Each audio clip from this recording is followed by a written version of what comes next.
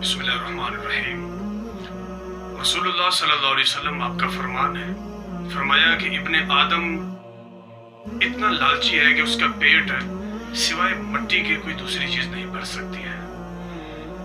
इतना इंसान के अंदर लालच भरा हुआ है।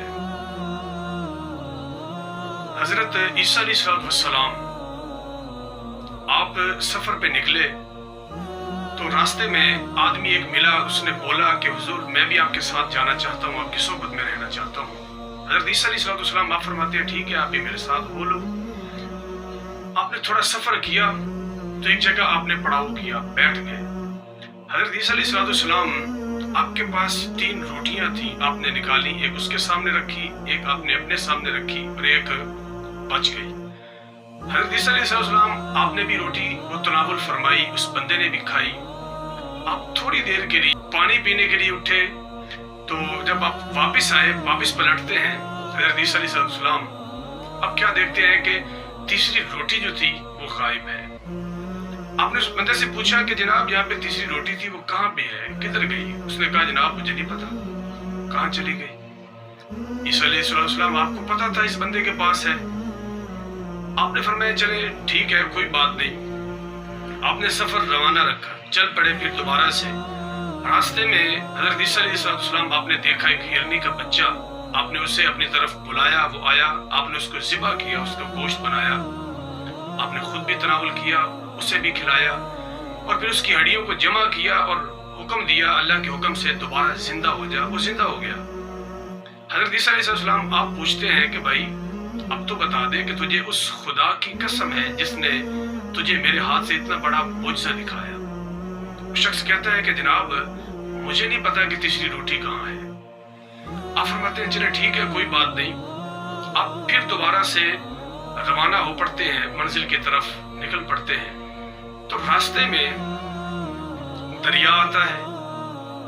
ईसा अलैहिस्सलाम आप उसका हाथ पकड़ते हैं और पानी पे चलना शुरू कर देते हैं। बगैर पांव भीगे और बगैर कश्ती के अल्लाह ताला की तरफ से ये मुआजिज़ा था।